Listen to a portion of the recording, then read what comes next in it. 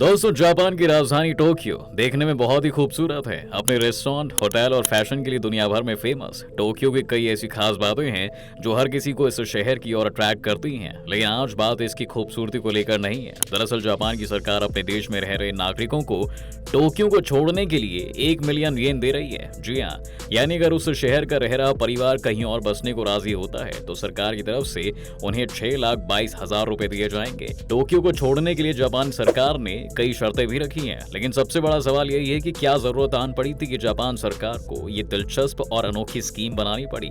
आखिर क्यों लोगों को टोक्यो छोड़ने के लिए लालच दिया जा रहा है? टोक्यो में ऐसा क्या खास है और क्या सरकार की ये स्कीम काम कर रही है? दोस्तों, जानने के लिए बने रहिए हमारे साथ वीडियो के एंड तक। दोस्तों, दुनिया के कुछ ऐसे देश अपनी बढ़ती पॉपुलेशन के कारण परेशान हैं। जी हाँ, जैसे भारत और चीन। वहीं जापान को अपनी लगातार घट रही पॉपुलेशन और खाली पड़े लाखों घरों की टेंशन है। गवर्नमेंट के आंकड़ों के अकॉर्डिंग जापान में 80 लाख से ज्यादा खाली मकान हैं। साल 2018 के आंकड़ों के अनुसार जापान में 13% से ज्यादा खाली मकान थे। इसके अलावा 38% ऐसे परिवार हैं जिनमें बस एक या दो ही लोग रहते हैं। इन आंकड़ों को देखते हुए एस्टिमेट लगाया जा रहा है कि 2060 तक जापान की 12.7 करोड़ की पॉपुलेशन घटकर 8 करोड़ की रह जाएगी। वहीं 2040 तक जापान के 900 कस्बे और गांव खंडर बन जाएंगे, क्योंकि वहां कोई रहने वाला नहीं होगा। वहीं एवरेज एज में लगातार बढ़ोतरी हो रही है, यानी बच्चों की संख्या तेजी से घट रही है और 65 से ज्यादा उम्र वाले लोगों की संख्या बढ़ रही है। सरकार की तमाम कोशिशों के बाद भी बच्चों की संख्या नहीं बढ़ रही है।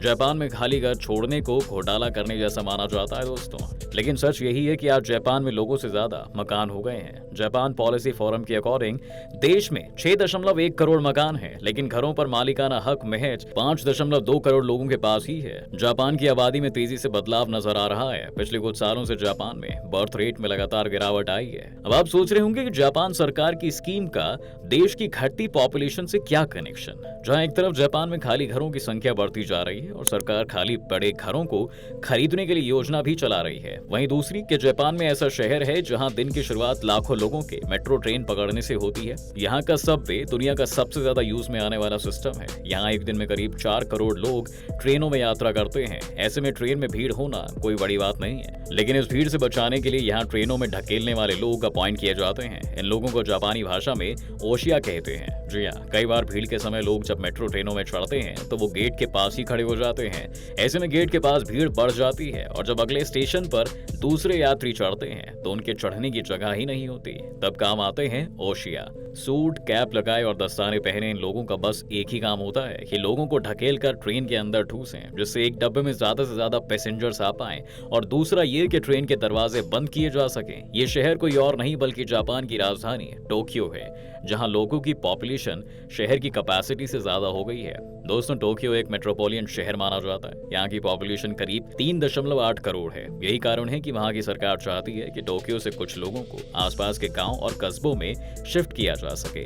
जापान की सरकार लोगों को छोटे शहरों और गांवों की ओर ले जाने के लिए प्रमोट कर रही है, क्योंकि पिछले कई सालों में जापान के ग्रामीण इलाकों की पॉपुलेशन में भारी कमी आई है। राजधानी टोक्यो के आसपास के इलाके खाली हो रहे हैं क्योंकि लोग नौकरी की तलाश में शहरों में बसना चाहते हैं। ऐसे कई घरों के मालिक अपनी प्रॉपर्टी फ्री में भी देने को तैयार हैं। वहीं लगातार घट रही देश की पॉपुलेशन ने इस प्रॉब्लम को और बढ़ा दिया है। सरकार चाहती है कि उनकी इस पहल से देश के अनडेवलप्ड इलाकों में भी लोग रहना शुरू कर दें और उसे भी डेवलपमेंट के रास्ते पर लाया जा सके। इस योजना से जहां एक तरफ टोक्यो की पॉपुलेशन कम होगी, वहीं दूसरी तरफ शिफ्टिंग करने वाले परिवार छोटे शहरों में नया जीवन शुरू कर पाएंगे।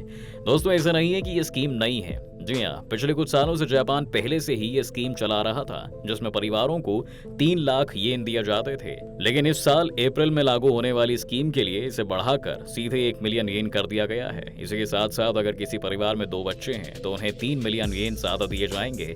इसके लिए शर्त यह भी है कि परिवार में कम से कम एक सदस्य के पास नौकरी हो और वह ग्रामीण इलाकों में अपना व्यापार शुरू करने का वादा करे।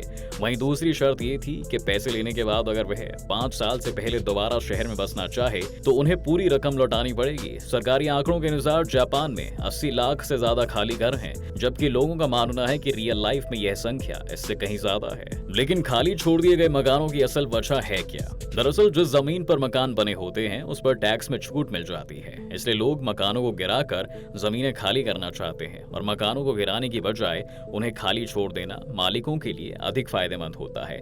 वहीं दूसरा कारण यह भी है कि कई मकान सालों पुराने हैं जिससे उनकी यादें जुड़ी हुई हैं। साथ ही यह धार्मिक आस्था का भी मुद्दा है। इन घरों में लोग अपने पुरखों की चीजें संभाल कर रखते हैं जिन्हें वे पुरखों के बोध अवतार भी कहते हैं। जी हाँ, दरअसल लोगों की उन मकानों से आस्था जुड़ी होती है कि इन मकानों में उनके पुरखों की आत्मा रहती है। वहीं देखा जा रहा है कि गांव में रोजगार की कमी भी खाली पड़े घरों की एक बड़ी वजह है। यहाँ रोजगार और हायर एजुकेशन की अच्छी अपॉर्चुनिटी नहीं होती। घर खाली होने की वजह से यहाँ जंगली जानवर डेरा डाल लेते हैं और बर्फबारी और भारी बारिश से लकड़ी के बने ये खस्ताहाल मकान ढहकर दूसरे मकानों पर गिर जाते हैं। जी हाँ, सरकार इन खाली पड़े मकानों को तोड़ नहीं सकती क्योंकि इसके लिए मकान मालिक की परमिशन लेनी पड़ती है, जिसमें मुश्किल आती है। लोग अपना अगला पता छोड़े बिना चले जाते हैं। हालांकि कई जगहों पर प्रशासन ने इन मकानों को कैफे, टूरिस्ट रेजिडेंस और दुकानों में बदलना शुरू कर दिया है, लेकिन इससे भी प्रॉब्लम सॉल्व नहीं हो रही है क्योंकि जितनी लोगों की जरूरत है खाली मकानों की संख्या उससे काफी ज्यादा है। इनमें से कई मकानों की हालत ऐसी है कि उनकी रेनोवेशन भी अब मुश्किल हो चुकी है। हालांकि दुनिया की कई जगह, खास तौर पर यूरोप में पुराने मकानों की काफी मांग है दोस्तों, और वो महंगे भी बिकते हैं। लेकिन जापान में ऐसा बिल्कुल नहीं है। दरअसल यहाँ लोगों का मानना है कि पुराने मकानों की बनावट इतनी खास नहीं होती। अगर नया मकान भी खरीदा जाए तो 30 सालों में उसकी कोई कीमत नहीं रह जाएगी। इसका कारण ये है कि जापान में तूफान, भूकंप जैसे नेचुरल डिजास्टर्स आम बात हैं। इसलिए मकान ऐसे डिजास्टर्स को ध्यान में रखकर बनाए जाते हैं ताकि नुकसान कम हो। ये गाइडलाइंस भी हर साल बदल दी जाती हैं। ऐसे में पुराने मकानों का रिनोवेशन मुश्किल होता है। इसके अलावा आज जापान में कंपनियां लोगों की जरूरतों के हिसाब से मकान बना रही हैं और उनकी मार्केटिंग अट्रैक्टिव तरीके से करती हैं। जापान में लोगों की जरूरत बदल रही है और देश में हर साल 8 लाख नए मकान बन रहे हैं। जी हाँ, इसलिए जापान की सरकार लोगों को छोटे शहरों और गांवों की ओर ले जाने के लिए प्रमोट कर रही है। इसके दूसरी तरफ यह बात भी सच है कि जनसंख्या कम हो रही है, लेकिन टोक्यो में रहने वाले परिवारों की संख्या लगातार बढ़ रही है क्योंकि ज्यादातर लोग अकेले रहने लगे हैं। लोग बड़े बड़े शहरों में जा रहे हैं, जिससे छोटे शहरों और कस्बों की इनकम कम होती जा रही है, जिससे कि सप्लाई और डिमांड बैलेंस बिगड़ता है। गांव में आम सर्विसेज देना भी मुश्किल हो रहा है। लेकिन टोक्यो में ऐसा क्या है जो लोग उस ओर अट्रैक्ट होते हैं? तो रेस्टोरेंट, होटल्स और फैशन के लिए दुनिया भर में फेमस दोस्तों, टोक्यो की ऐसी खास बातें हैं जो हर किसी को इस शहर की ओर अट्रैक्ट करती हैं। वैसे टोक्यो की चर्चा यहाँ की जनसंख्या की वजह से भी होती है। जी हाँ, वहीं जो भी जापान जाता है तो वहाँ टोक्यो से शॉपिंग जरूर करता है। दरअसल टोक्यो में टूरिस्ट के लिए टैक्स फ्री शॉपिंग की अरेंजमेंट है। लोग पासपोर्ट के जरिए टैक्स फ्री शॉपिंग करते हैं, जिस वजह से लोगों को काफी सस्ता सामान मिल जाता है। यहाँ के रेस्टोरेंट की वजह से भी टोक्यो की काफी चर्चा होती है। माना जाता है कि दुनिया के सबसे ज्यादा टॉप रेटेड रेस्टोरेंट टोक्यो में ही है। यहाँ के शेफ भी दुनिया भर में फेमस है और इतना ही नहीं, यहाँ शेफ की ओर से यूज किए जाने वाले चाकू भी दुनिया भर में फेमस है। साथ ही यहाँ कई महंगे होटल्स भी हैं, जिसकी वजह से टोक्यो में लग्जरी लाइफ भी काफी मायने रखती है। बता दें दोस्तों कि वर्ल्ड वॉर सेकेंड के दौरान टोक्यो ही सबसे अफेक्टेड होने वाले शहरों में से एक था। यहाँ सबसे ज्यादा बमबारी की गई थी। कहा जाता है कि महज 48 घंटे में ही 1 लाख से ज्यादा लोग यहाँ मर गए थे।